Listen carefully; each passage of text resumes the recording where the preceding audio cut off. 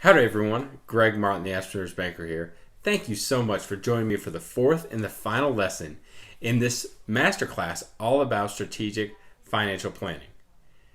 Strategic planning in business and the importance of it became crystal clear to me when I observed an entrepreneur friend of mine take over a business and then within 5 years grow the business and then actually sell the business. And that was his plan all along. Before he entered into the business world, he had a very long and successful military career.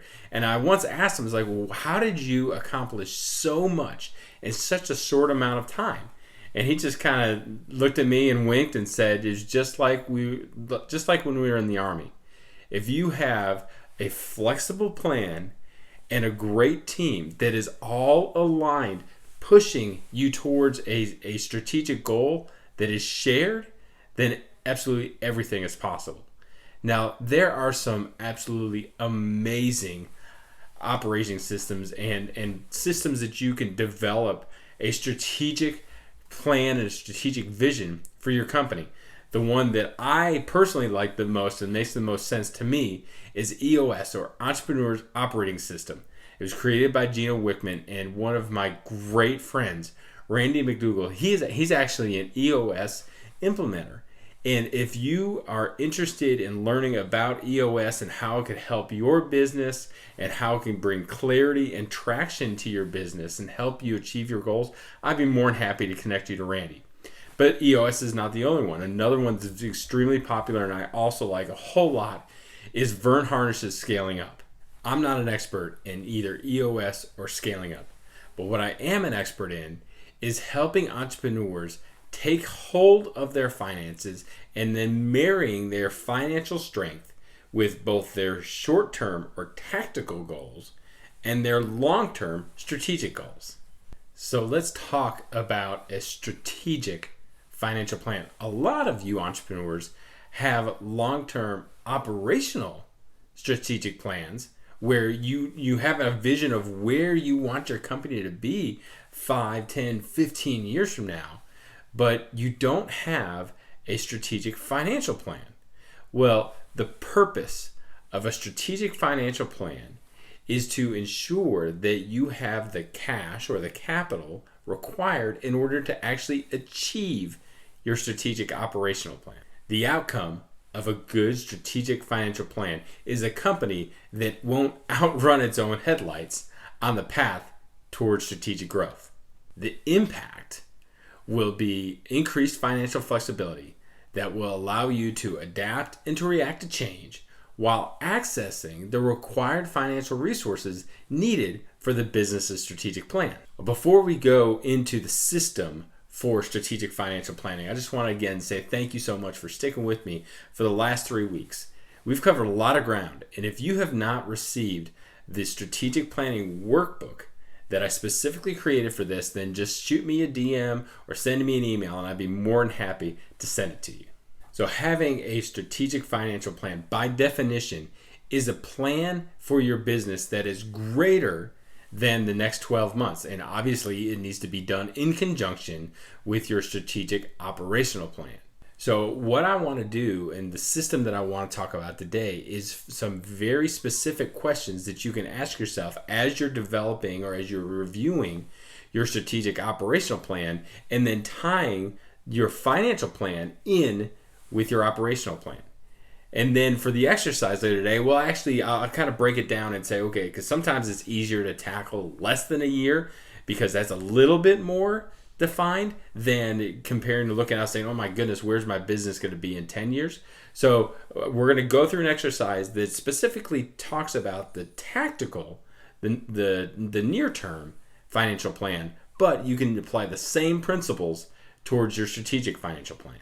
So just like every other aspect of a strategic plan, the first thing that you need to start off is you need to determine what your goals are, how you're going to measure those goals, and then how you're going to be able to track your progress to achieve those goals.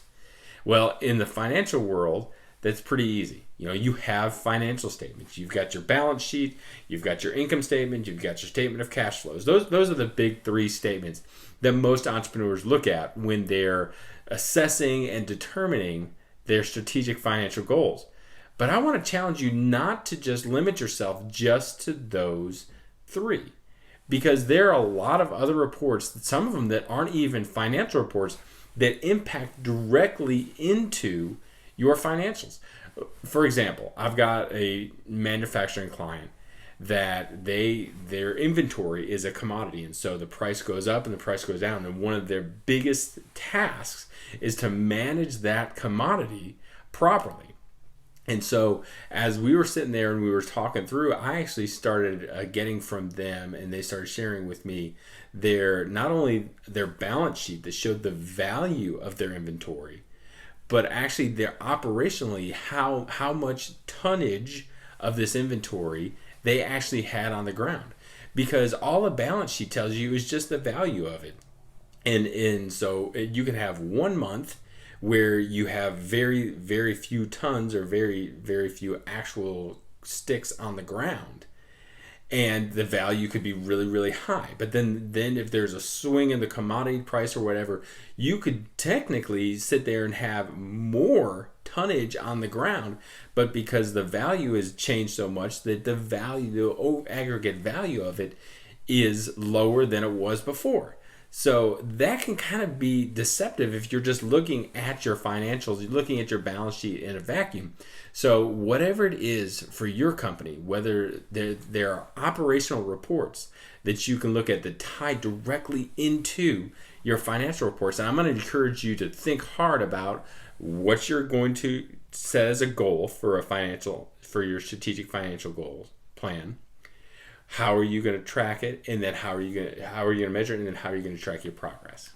But out of those big three financial reports, in my opinion, the most important one that will help you with your strategic financial goals is your balance sheet. Your balance sheet is the health report, and that tells you the financial strength of your company. Now, a lot of entrepreneurs don't understand the balance sheet near as well as they understand the profit and loss. Because I think profit and loss is pretty simple. I've got revenue coming in, I've got expenses going out, and I need to have money left over at the end of paying those expenses. But the balance sheet, it can get really crazy with a lot of debits and credits, and it's all got a balance, and it just doesn't make sense because it's not necessarily intuitive, but it tells you the financial strength of your business. And if you want to kind of nerd out on your balance sheet and you want to kind of review that and learn how you can understand that better, just hit me up. I'd be more than happy to nerd out with you and to be able to empower you to help you understand your balance sheet. So another aspect that marries your financial plan with your operational plan is how are you actually going to achieve the operational growth? Are you going to grow through acquisition where you have large chunks of revenue or large customer bases that come into your business? Or is this going to be more of a slow, steady, organic growth up? How you finance and how you have the financial resources for each one of those two options, it varies. Not to mention that once you've reached the growth, you've got to be able to make sure that you've got the working capital, that fuel that is in your company's engine to produce cash. That fuel is there in order to keep things going. Think about it from a graph perspective. Acquisition growth, you've got huge stair steps up, and that presents one challenge versus a sloped long-term organic growth. And it is this heartbeat of your business, this working capital, and understanding that is super critical. I would argue that is probably the single most important component of your strategic financial growth, because as you're growing, you're bringing on more customers, how is that stretching out your accounts receivable terms? How are you sourcing different inventory? Are you able to have more flexible terms because you're buying more inventory? But what about the flip side of that? You're also going to have a lot more payables. And you're going to have higher production costs and all that stuff. All of that is working capital. So understanding the impacts of the growth is the most important thing. And making sure that you've got the financial strength within your company to be able to have that. That means having low amounts of debt, increasing your flexibility, having cash available to handle the unknowns. And just, it's all about understanding that how do you preserve the operational capacity of the business. And you do that by having a strong working capital cycle. Actually, I think that this is so important that is going to be my next class that I develop. It's going to be taking a very, very deep dive into your working capital cycle and your operational capital cycle. So be on the lookout for that. Another aspect of your long-term strategic financial plan should be putting your business in a financially flexible position. And if you haven't checked it out, I've previously done an 8-week course about financial flexibility and how you can look at the different components of your business's finances, and that actually will help you to be nimble, to help you to be able to have sustained growth, but to grow at the right rate. Okay, now I hear myself, and even as I'm saying these words, I know that it sounds like really pie in the sky. It's like that's a whole heck of a lot of theory that you're talking about, Greg. I mean, you're talking about understanding your working capital cycle and increase flexibility and look at all these different reports, and all that sounds great, but let's get practical. Let's get real. So what I want to do next is actually go through an exercise. And when you're going through this exercise, I'm going to challenge you to just think about just this next year. Like I said, sometimes it's really, really hard to peer into that crystal ball of the future and to think, oh my goodness, where am I going to be in 10 years? But I can maybe do that a little bit better by where am I going to be in the next 10 months. So think about this exercise and talk about the next year, but ask yourself then these same questions as you're developing your strategic operational plan. These same questions can be asked for your long term so that you can start putting a goal in place, understanding how you're going to measure that goal, and then how you're going to track your progress towards it. Okay, so we're on the final tab, the Strategic Financial Planning Exercise tab in the workbook. And the first thing to do, again, I know that this is a 1-year tactical financial planning exercises, but it can be done also. The same principle applies for your strategic thinking. So the first thing you need to do is you need to think about, okay, how am I going to accomplish my 1-year goal? And whether that be through acquisition or organic growth, or quite frankly, there might be a little bit of a mix between the two. But you'll notice at the end of the day, while each path has different answers to these questions, the questions are the same. So let's just go down organic growth. And I know that I've harped on it. I talk about it all the time. But do you know the impacts of your working capital and your operational cycle? Again, your working capital, that is the fuel that is in your business. So it's taking cash and then selling product, and then you're going and you're going to buy inventory, and you're going to convert that inventory into a good or a service, and then you're going to transfer that good or service to your clients, and then they're going to owe you money for that, and you're going to collect that money from that, and then you're going to turn around and you're going to pay what you needed to pay in order to actually produce that. That's the working capital. But you also have your operational cash cycle, and knowing that you have so much more than just your inventory you've got to pay for. You got to pay for your rent, your utilities, all those other expenses.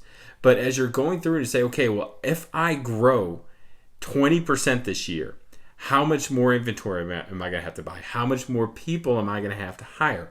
What are the terms going to be? How am I going to be able to understand the cash that I have to outlay, and the projects that I'm doing? Are the customers am I going to have to give them more time to pay me? So understanding what your working capital cycle is and understanding how that impacts. If you know the impacts, or you at least have a plan for it, then that's great. Move on to the next one. If you don't, then I strongly suggest reach out to your Fab Five. Those are the 5 people that you surround yourself with that help push you towards success. And I truly believe that your banker should be one of those 5, but your banker has to earn a spot, and to be one of those 5. But talk to your banker, talk to your suppliers, talk to your mentors, and see how can you actually understand this better. And by understanding this better, it'll give you confidence to be able to move forward. So next thing, part of this, we just talked about it. Do you have the right personnel in order to achieve your organic growth? Do you have not only the right personnel, but do you have the proper controls over those personnel? And I am not all about putting in middle management and just being able to have layers of bureaucracy in your business. I think that you've got to be lean, and you got to be mean, you've got to be flexible, but you also have to realize that someone could probably, depending on how skilled they are, they can handle between three and at the most 8 individuals as their direct reports. If you need to have more personnel, do you have the right controls of them? And again, if you don't, then talk to your mentors, talk to your suppliers, talk to somebody to be able to say, okay, how do you build a system? Okay, so assuming that you understand your working capital needs and you've got your personnel, do you have the equipment? And that's what we talked about last week. We talked about having the proper amount of CapEx or capital expenditures. And if you don't have the equipment, how are you going to acquire it? How are you going to actually finance it if that's the portion? And how do you make sure that you've got the tools you need so that your people that are working so hard, they can actually do the job and accomplish your goals of organic growth? So do you, in addition to equipment, do you have sufficient facilities? I was actually talking today with one of my clients, and they are just busting at the seams. They actually told me that they have a meeting in a couple weeks, and if this client that they're meeting with, that they're proposing to, were actually to sign with them, then their 5-year growth goals would be achieved in 2 years. And she was like, Greg, I don't know if I've got the facilities. I'm going to have to start looking for either a bigger place to rent or maybe even to buy, if that makes sense. But having the proper facilities. Again, so if you understand that you've got the cash, you've got the people, you've got the equipment, you've got the places, then what are the other operational costs that are out there? And to me, this goes along with more of like your sales and your marketing. Do you have a clear brand? Do you attract the customers as you're growing? Are you able to attract the customers that you want to attract? Because everybody has those customers that when you see their number on your phone, you don't want to pick up. They always go to voicemail. Everybody's got those. So as you're growing, grow your business with customers that you enjoy doing business with, that see and understand the value out of you and that are profitable. And then in talking about profitability, that is one of the major components of financial flexibility. And again, I won't dive into it here, but financial flexibility, you can look at your entire financial health of your business and the different aspects of that, whether that be your working capital, whether that be your loans, whether that be your relationship with your customers, with your suppliers. But you can find ways to actually maximize and improve your flexibility so that you can adapt. To me, when you're growing, you need to be even more flexible because you don't know what's going on. You just don't have an idea. So as you're going through this, have it as a frame of mind that yes, okay, I want to do everything that I can in order to maximize or increase your financial flexibility. Okay, so if you go through and your working capital cycle, you've got the right people, you've got the right equipment, you've got the right facilities, you can cover all your other operational costs and have plans for that, and you've maximized your financial flexibility, you are a strategic planning rock star. Congratulations, and I just want to encourage you so much. So if you feel like you have a tactical financial plan, if you feel you have a strategic financial plan, I would love to know And I would be so honored to be able to, if you just reach out and let me know, and so that I can learn what you're doing and understand what you're doing, and then find some way to encourage you and support you as you're going towards that and you're achieving rockstar status, not only in planning, but rockstar status in execution. Well, that's going to do it, not only for this lesson, but for the entire course. Thank you so much for sticking with me, and thank you for allowing me to speak into you and to take this journey alongside you as you are honing your planning skills to be able to help you and your business have the financial strength and the financial chops in order to achieve your dreams and your goals. Being an entrepreneur is so difficult, but to be able to have a vision and to know where you want to go and then to see it actually come to fruition, that is so exciting. And I am just humbled to be able to be along the journey with you. I hope that you join me with my next class when we take that deep dive into understanding your working capital and your operational capital cycles. Until then, if we're not connected, I would truly love to connect with you on Facebook, LinkedIn, any of the social media platforms.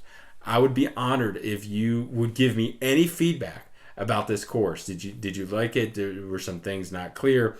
What are some things that I can maybe expound upon, or some things I can eliminate? Your feedback allows me to have better content to hopefully help bring extreme value to you. But until next time, this is Greg Martin, the Entrepreneur's Banker, wishing you happy planning. Thank you so very much.